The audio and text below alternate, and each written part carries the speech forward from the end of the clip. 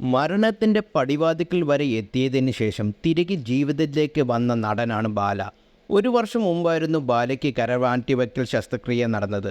ഗുരുതരമായ കരരോഗം മൂലം ആശുപത്രി ജീവിതത്തിനും മരണത്തിനും ഇടയിൽ കഴിഞ്ഞതിനെക്കുറിച്ചെല്ലാം പലപ്പോഴായി ബാല തന്നെ തുറന്നു പറഞ്ഞിട്ടുണ്ട്. ശസ്ത്രക്രിയയ്ക്ക് ശേഷം ആരോഗ്യം വീണ്ടെടുത്ത നടൻ അഭിനയത്തിലും ഇപ്പോൾ സജീവമാണ്. താരത്തിൻ്റെ ഏറ്റവും പുതിയ റിലീസായ ബാഡ് ബോയ്സ് തിയേറ്ററുകളിൽ പ്രദർശനം തുടരുന്നുണ്ട്. സോഷ്യൽ മീഡിയയിൽ സജീവമായ ബാലയുടെ ഏക മകൾ പാപ്പു എന്ന് വിളിപ്പേരുള്ള അവന്തികയുടെ പിറന്ന ആശംസകൾ പങ്കിട്ട കുറിപ്പാണ് ചർച്ചയാകുന്നത്. ഇപ്പോൾ മുൻ ഭാര്യ അമൃത സുരേഷുമായുള്ള വിവാഹബന്ധം വേർപ്പെടുത്തിയതിനു ശേഷം സംരക്ഷണം അമൃതയിലാണ്.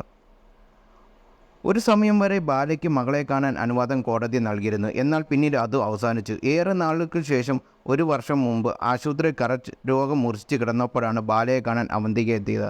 അന്ന് മകൾ തന്നെ കാണാൻ വന്നത് വലിയ ആശ്വാസമായിരുന്നുവെന്നും ബാല പിന്നീട് പറഞ്ഞിരുന്നു.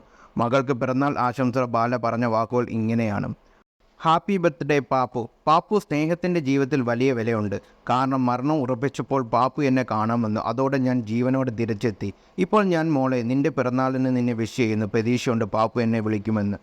ആ ഒരു പ്രതീക്ഷയോടെ ഈ അപ്പ ജീവനോടെ ഇരിക്കും. തീർച്ചയായും എൻ്റെ മനസ്സിലെ സ്നേഹം സത്യമാണെങ്കിൽ നീ കണ്ടിരിക്കും എന്ന് എന്നെ വിളിച്ചിരിക്കും.